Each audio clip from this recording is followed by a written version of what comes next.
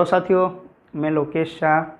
समष्टि अर्थशास्त्र का B2 सीरीज़ चल रहा है हमारा मुद्रा, जिसमें पहला वीडियो हमने पार्ट 1 देखा मुद्रा के बारे में। उसमें हमने बताया मुद्रा के कार्य, वस्तु विनिमय प्रणाली आदि के बारे में हमने देखा।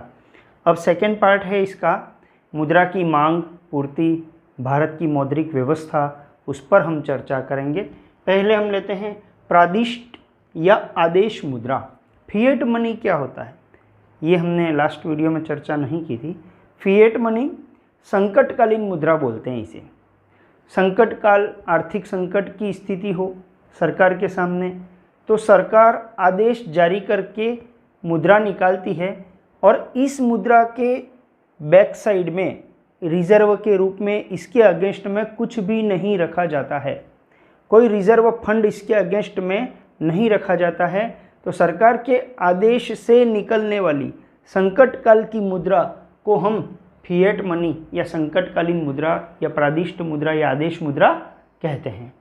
फिर है, इसमें जनता का विश्वास भी कम रहता है, क्योंकि जो मुद्रा जारी होती है उसके बैक में कोई भी रिजर्व नहीं रखा जाता है। फिर है ग्रेशम का नियम।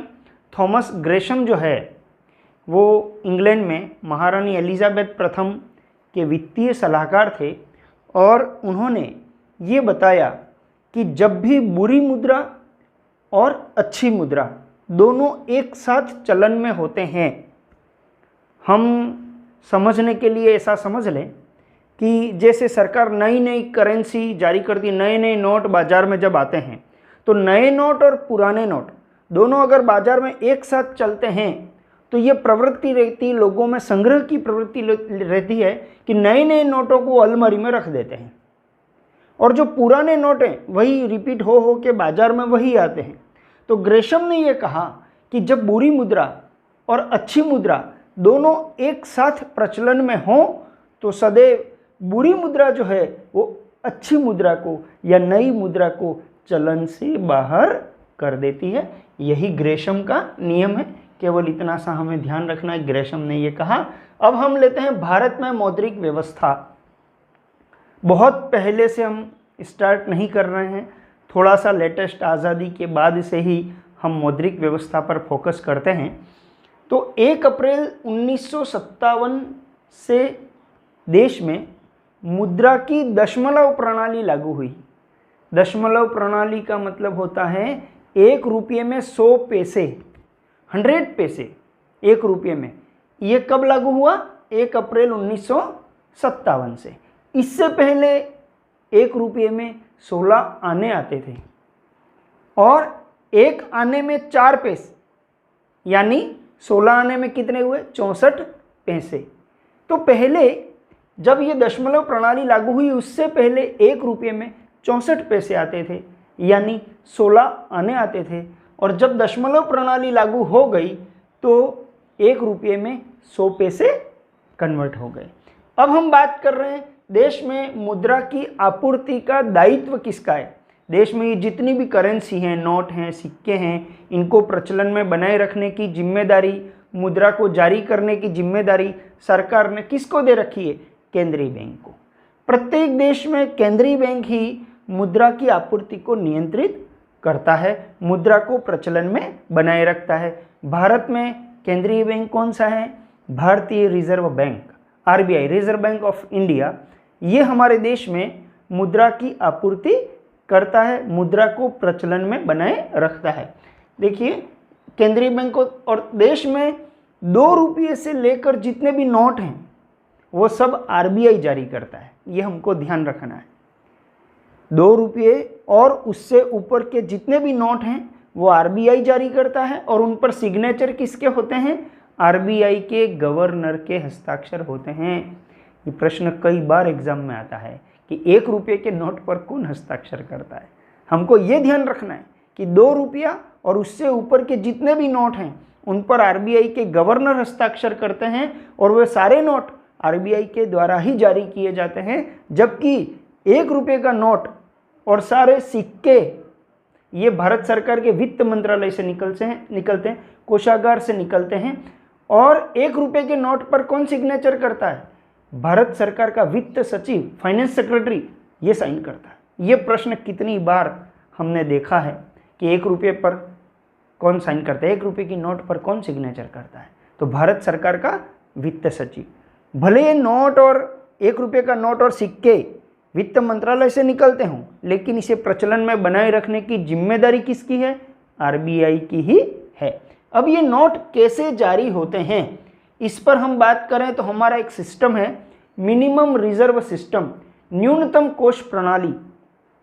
जितने भी नोट आरबीआई के द्वारा छापे जाते हैं उसके अगेंस्ट में कितना रिजर्व रखना पड़ेगा, है ना? तो उसके लिए एक प्रणाली लागू की गई, न्यूनतम कोष प्रणाली। ये प्रश्न भी एग्जाम में आता है कि किस विधि के आधार पर, किस पद्धति, किस प्रणाली के आधार पर भारत में नोट जारी किए जाते हैं। तो न्यूनतम कोष प्रणाली, न्यूनतम कोष, मिनिमम रिजर्व रखना पड़ेगा। मिनिमम रिजर्व कितना रखना पड़ेगा? 200 करोड़ का। वर्तमान में 200 करोड़ का मिनिमम रिजर्व रखना है, और उस 200 करोड़ में से 115 करोड़ का जो मूल्य है वो गोल्ड के रूप में रखना है। 115 करोड़ का गोल्ड रखना है, और 85 करोड़ की विदेशी प्रतिभूतियां, फॉरेन सिक्योरिटीज रखनी है, 85 करोड़ की।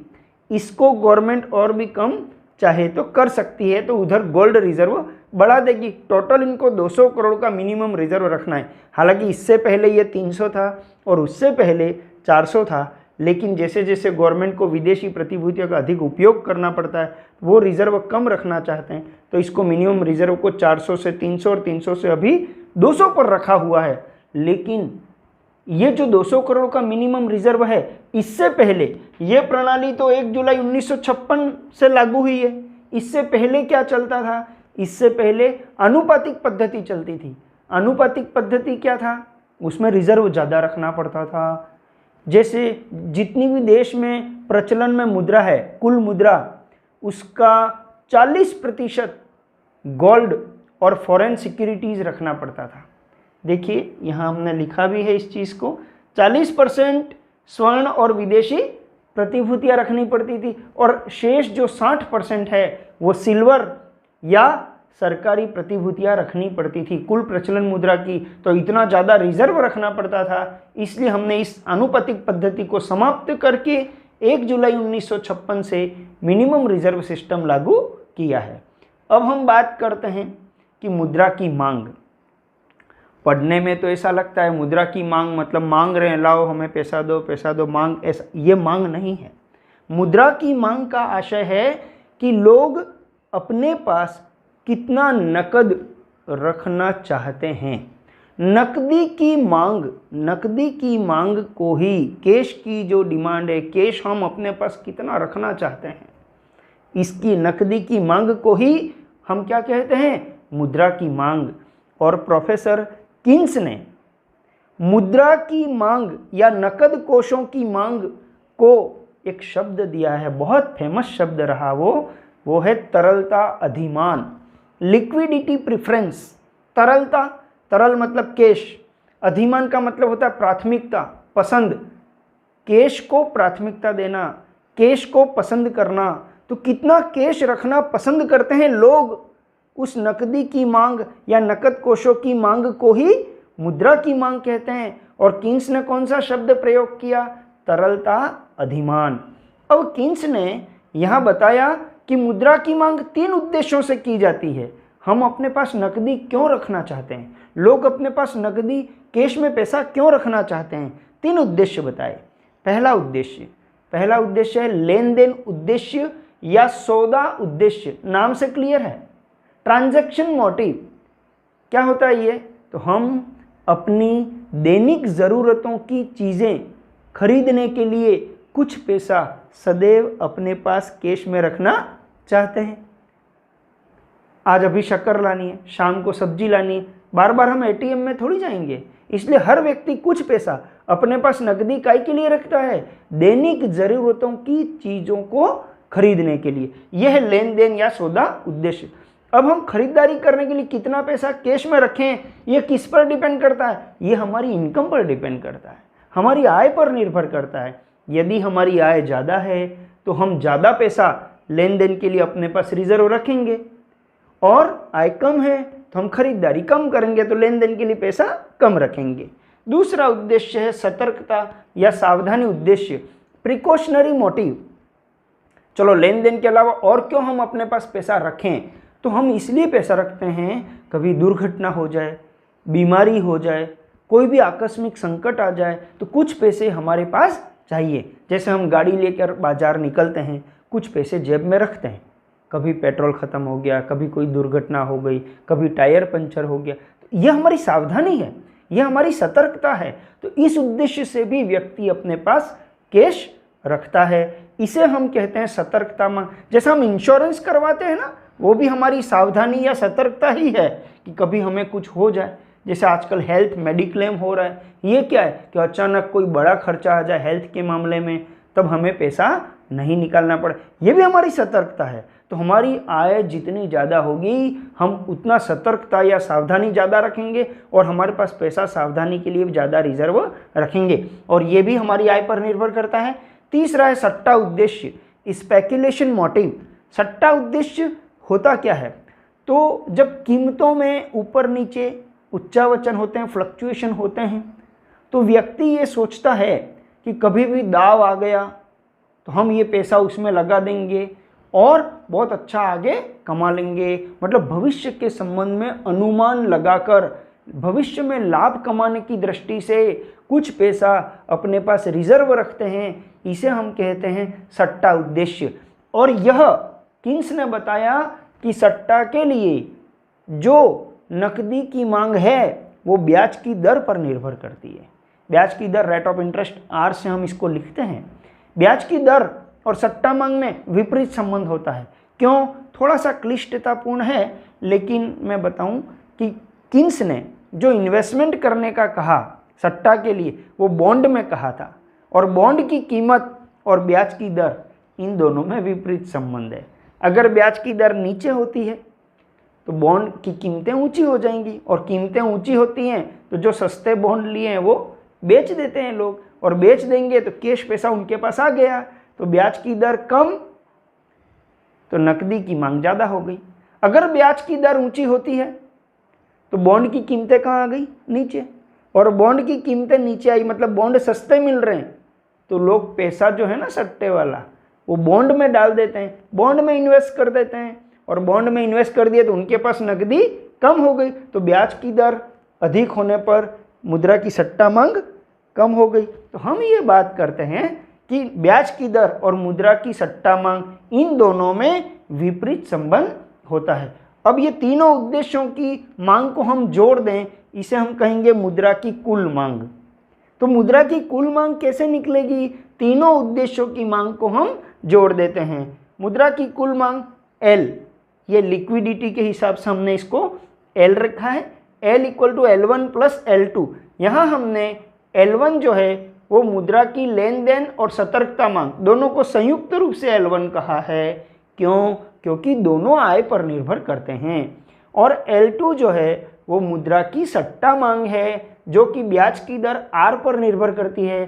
L1 equal to function of Y, मतलब L1 Y पर निर्भर करती है, L2 equal to function of R, L2 जो है सट्टा मांग वो ब्याज दर पर निर्भर करती है।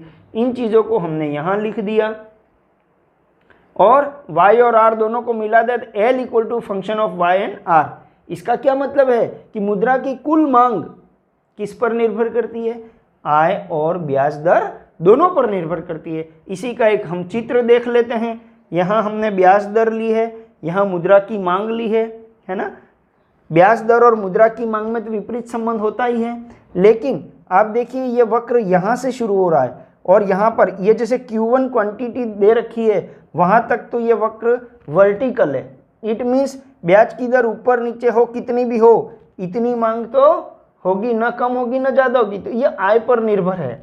इसके बाद हम देखते हैं ये जो पोर्शन है जो विपरीत संबंध वाला है ये सट्टा मांग है, तो आय मांग और ब्याज की दर का जो मांग है, लेन देन और सतर्कता मांग तो ये रही, और ये सट्टा मांग, इन दोनों को जोड़ के हमने मुद्रा का कुल मांग वक्र बनाया। इसको हमने LP वक्र कहा, तरलता अधिमान वक्र। देखिए अगर ये ब्याज की दर कम होगी तो मुद्रा की मांग बढ़ी, फिर ब्याज की दर कम हुई तो मुद्रा की मांग बढ़ी, तो ब्याज दर और मुद्रा की मांग में विपरीत संबंध होता है। अब इसी का एक पार्ट है तरलता जाल, इसको थोड़ा अलग से हमने यहाँ समझाया है। हम इसमें भी इस पोर्शन को अगर पैरेलल बना देंगे तो यहाँ पर भी तरलता जाल लिख सकते हैं, लेकिन इसे हम अलग से समझते हैं। तरलता जाल, लिक्विडिटी ट्रैप क्या होता है कि ब्याज की दर और मुद्रा की सट्टा मांग दोनों में विपरीत संबंध है, ये तो अभी हमने पढ़ा। लेकिन देखिए यहाँ पर एक R1 ब्याज दर है, वहाँ पर मैंने इसको टच करवा रखा है। इसका मतलब ये है कि यहाँ पर मुद्रा की सट्टा मांग 0 है। ऐसा क्यों? तो लोग ये सोचते हैं कि इससे ऊपर ब्याज दर नहीं जाएगी। इट मीन्स अगर ब्याज दर इतनी ऊंची जो है तो बॉन्ड की इस ब्याज दर पर जो बॉन्ड की कीमतें हैं वो उससे नीचे नहीं जाएंगी। तो जितना पैसा है सारा बॉन्ड में निवेश कर देते हैं और सट्टा मांग के लिए पैसा उनके पास नहीं है। जैसे जैसे ब्याज दर नीचे आएगी बॉन्ड की कीमतें ऊंची जाएंगी, तो थोड़ा थोड़ा बॉन्ड बेचते जाते हैं। जितने बॉन्ड बेचेंगे नकदी उनके पास आती जाएगी, तो ये मुद्रा की मांग बढ़ती जाएगी। लेकिन एक न्यूनतम ब्याज दर, मान लो कि एक R0 ब्याज दर है, उस पर लोग ये समझ लें या मान लें कि अब इससे नीचे ब्याज दर नहीं जाएगी। तो ब्याज दर अगर इससे नीचे नहीं जाएगी तो इस ब्याज दर पर जो बॉन्ड की कीमतें हैं ना वो उससे ऊपर नहीं जाएंगी, है ना। तो सारे बॉन्ड बेच देते हैं और जितना पैसा है सारा कैश कर लेते हैं। अर्थात मुद्रा की सट्टा मांग अनंत लोचदार होती है, पूर्ण लोचदार होती है, और ये मांग वक्र वो एक्स अक्ष के समानांतर हो जाता है। ये जो समानांतर वाला जो पैरेलल वाला पोर्शन है ये भाग है, इसी को हम तरलता जाल कहते हैं। तो तरलता जाल में क्या होता है, न्यूनतम ब्याज दर पर जब मुद्रा की सट्टा मांग पूर्ण लोचदार हो जाती है, अनंत लोचदार हो जाती है, तो इसे हम इस भाग को तरलता जाल कहते हैं। और ऐसी स्थिति में कोई मौद्रिक नीति लागू नहीं होती है। ये हमारा एलपी वक्र है, लिक्विडिटी प्रेफरेंस वक्र है। इसी में ये जो पैरेलल पोर्शन है वही तरलता जाल कहलाता है। अब हम लेते हैं मुद्रा की पूर्ति, मनी सप्लाई। मुद्रा की पूर्ति, अब हमारे दिमाग में अलग अलग ख्याल आते हैं। मुद्रा की पूर्ति यानी क्या? देश में ये जितने भी नोट और सिक्के चल रहे हैं, जनरल वे में एक संकीर्ण हम परिभाषा बात करें तो यही परिभाषा बनेगी या यही अर्थ निकलेगा कि देश में जितनी भी करेंसी चल रही है, जनता के पास जितनी भी करेंसी है खर्च करने के लिए, जितने भी नोट और सिक्के प्रचलन में हैं, साथ ही बैंकों की मांग जमाएं क्या होती है? Demand deposit. यह जब हम बैंक का चैप्टर लेंगे तब डिटेल में बात करेंगे। ऐसी जमाएं जो मांगने पर तुरंत मिल जाएं उसको हम बोलते हैं मांग जमाएं। जैसे अपनी एफडी है, तो एफडी लॉक रहती है पर्टिकुलर टाइम पीरियड के लिए, लेकिन करंट अकाउंट है, सेविंग अकाउंट है, ये पेमेंट हम जब चाहें तब निकाल सकते हैं। ये मांग जमाएं हैं। तो बैंकों के पास जो मांग जमाएं हैं वे, और जनता के पास उपलब्ध करेंसी जिसमें नोट और सारे सिक्के वगैरह आते हैं, इसे हम कहते हैं मुद्रा की पूर्ति। लेकिन मुद्रा की पूर्ति कितनी है, कैसे मापें? आरबीआई के द्वारा 1977 में 4 माप जारी किए गए, M1, M2, M3 और M4।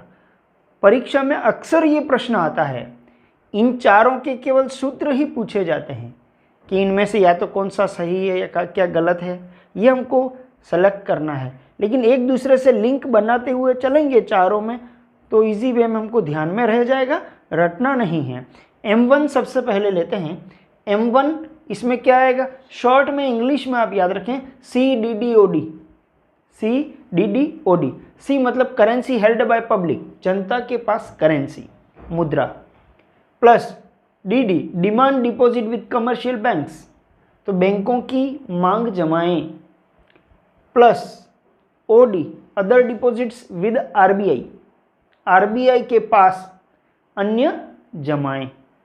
ये याद रखना है हमको। M1 का फार्मूला क्या हुआ, CDDOD, ठीक है ना। अब ये संकीर्ण मुद्रा है, ये सबसे छोटा माप है, संकुचित माप है, लेकिन सर्वाधिक तरल है क्योंकि इसमें सब कैश है ना, इसमें FD वगैरह नहीं है।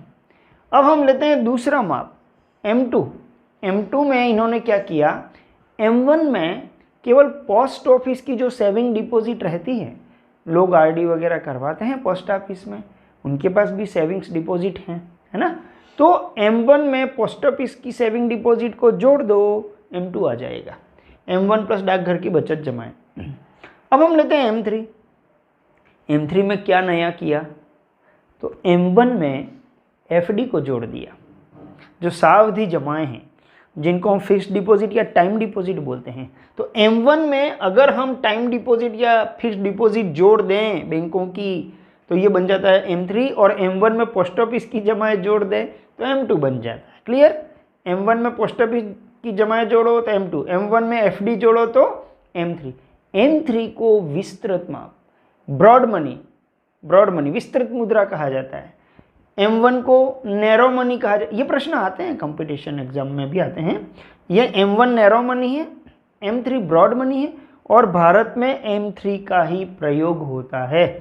RBI के द्वारा M3 का ही प्रयोग किया जाता है। सर्वाधिक यूज M3 का भारत में। अब हम लेते हैं M4। M4 में क्या किया, तो जो M3 था उसमें पोस्ट ऑफिस जोड़ दिया।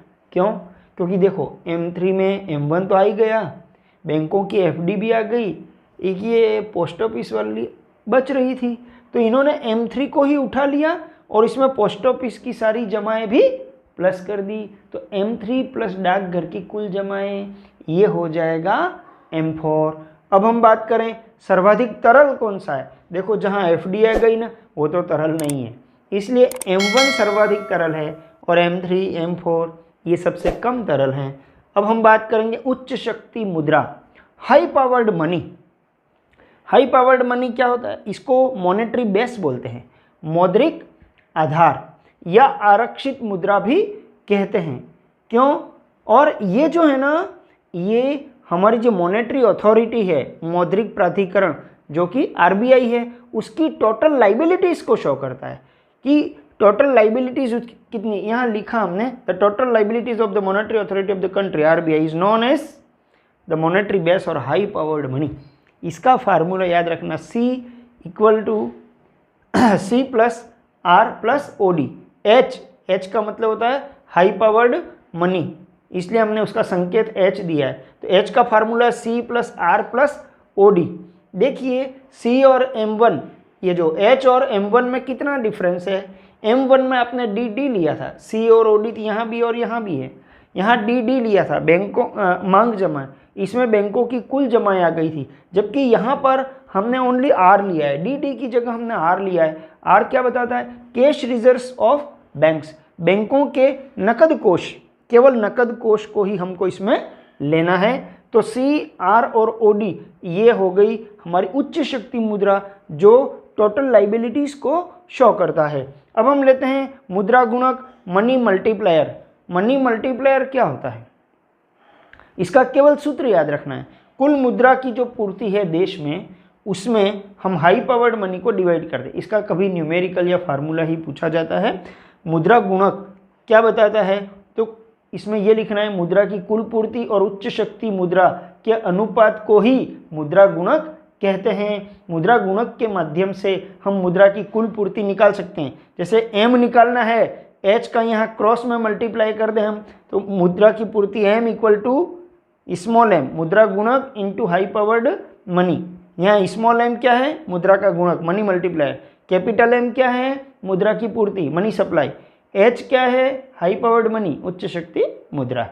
अब हम लेते हैं मुद्रा का चलन वेग, velocity of circulation of money.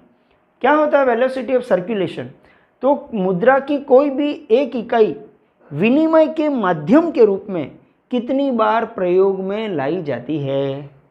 मुद्रा की एक इकाई विनिमय के माध्यम के रूप में कितनी बार प्रयोग में लाई जाती है। एग्जाम्पल लेते हैं, एक 100 रुपये की नोट जो है, या चलो 2000 की नोट ले लेते हैं। 2000 की नोट लेन देन के रूप में 10 लोगों के हाथ से गुजरी। 2000 की नोट लेन देन के माध्यम से 10 लोगों के पास गई। कैसे, मैंने A से सामान खरीदा, A ने B से खरीदा, B ने C, वो 2000 की नोट 10 लोगों के हाथ में चली गई, तो 10 लोगों का 2-2000 का काम हो गया ना। तो यहाँ 2000 की नोट का संचलन वेग, चलन वेग कितना है, 10। क्यों, क्योंकि वो 10 बार प्रयोग में लाई गई है, विनिमय के माध्यम के रूप में, लेन देन के रूप में 10 बार प्रयोग में लाई गई है, तो चलन वेग हो गया 10। इसको हम v बोलते हैं, velocity of circulation, v equal to 2। फिर इसका उपयोग कहाँ होता है? तो मुद्रा की पूर्ति, कुल पूर्ति निकालनी है मुद्रा की, तो m इंटू वी, ये इसका सूत्र है। परिमाण सिद्धांत में फिशर ने भी दिया है mv। तो यहाँ पर m क्या है? मुद्रा की मात्रा, और v क्या है? Velocity of circulation. तो कैसे? देखो, 2000 की नोट 10 बार चली तो m की जगह आएगा 2000, v की जगह आएगा 10, तो 2000 इंटू 10 कितना हुआ? 20,000। तो मुद्रा की पूर्ति 20,000 हो गई, जबकि वास्तव में प्रचलन में नोट तो एक ही था 2000 का।